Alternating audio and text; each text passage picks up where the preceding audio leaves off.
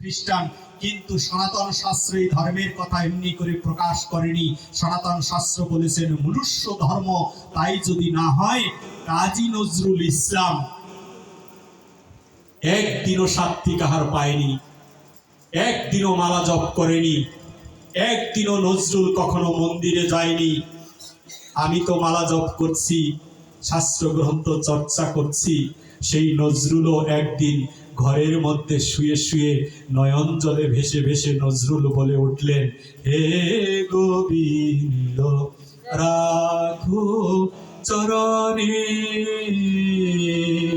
মোরা তব চরণে শরণাগত, তব চরণে শরণাগত, আশ্রয় দাও আশ্রিত জনে,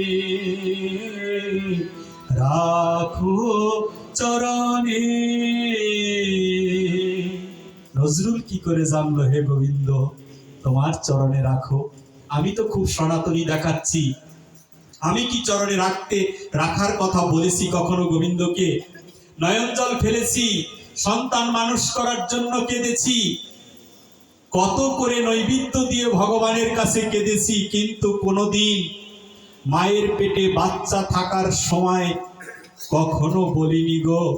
এই যে বাউল সম্রাটরা এখানে উপস্থিত, সন্তান মায়ের পেটে, ওই মা কোনোদিনই কেঁদে কেঁদে কৃষ্ণ চরণে বলল না, মাগো যদি আমার ঘরে ভগবান একটা বাচ্চা দাও, যেন ওনাদের মতো যেন পরম বৈষ্ণবে পরিণত হয়। এই কথা কোনোদিন বললাম না, এই প্রার্থনা কোনোদিন করলাম না। তাহলে কি করে এটা হতে পারে? যেই আসরে বসে আজকে আমরা কৃষ্ণ কথা শ্রবণ করছি, আমার দৃঢ় বিশ্বাস এই রঞ্জন হাজরা কোন ছেলে খেলার জন্য উনি আসেননি। উনি আমার মতো অপরাধীকে ওনাদের মতো বৈষ্ণবদের পদধূলি দিয়ে মুক্ত করার জন্য এসেছে। ওনাদের পদধূলির জন্য এখনো বুকে পাথর বেঁধে দাঁড়ে দাঁড়ে ঘুরে বেড়াচ্ছি আপনাদের পদধূলির জন্য। নিত্যানন্দ সেবাশ্রমের পক্ষ থেকে বিশ্বাস করুন, 800-র উপরে প্রোগ্রামে এখনো উপস্থিত হতে পেরেছি।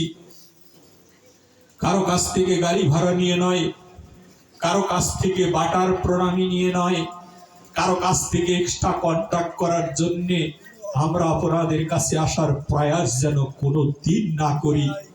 একটা কারণে আসি গো, জনমে জনমে যেন তোমাদের পদধূলি যেন অধমের গায়ে লেগে যায়, যেন হানিদায় হা গৌর বলে যেন কাঁদতে পারি।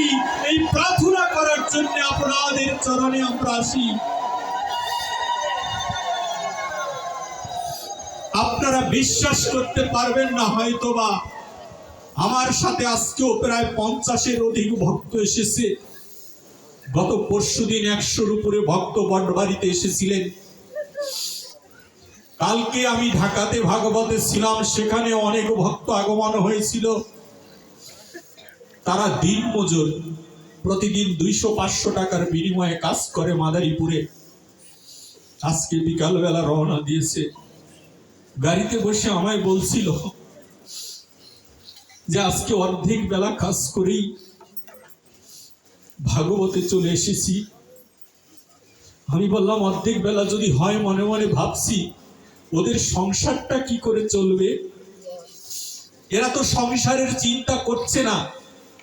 এরা জানতো এই আমার মতো অধমকে দিয়ে কোনো কাজে আসবে না। তাই তো আমি যেতে না চাইলেও তারা তাদের কাজ নষ্ট করে হলেও আমাকে টেনে টেনে এনে বিনম প্রণামীতে জনমের জন্য আপনাদের চরণে বিক্রি করে দিয়েছে। এটাই হচ্ছে তাদের বৈশিষ্ট্য। এই ভক্তদের ঋণ আমি কি দিয়ে শোধ করব? ঋণটা বড় ভারী হয়ে যাচ্ছে।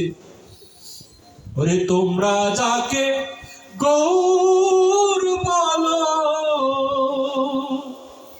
ওরে আমি বলি রাধে, জন্ম জন্মের অপরাধ বাধায় আমার কাঁধে। জন্ম জন্মান্তরের অপরাধ দিয়ে ভক্তের দ্বারে দ্বারে ঘুরে বেড়াচ্ছি। বৈষ্ণবগণ, আপনাদের চরণ ভিন্ন এই অধমের উদ্ধারের কোনো ব্যবস্থা নেই। উদ্ধার হয়ে দিব্যধাম প্রাপ্তি চাই না, জনমে জনমে যেন কৃষ্ণ ভক্তির ঘরে যেন আসতে পারি, যেন কৃষ্ণ নাম গুণাগুণ করতে পারি। দেখেন কুরুক্ষেত্র যুদ্ধে কর্ণর মৃত্যু হয়েছিল,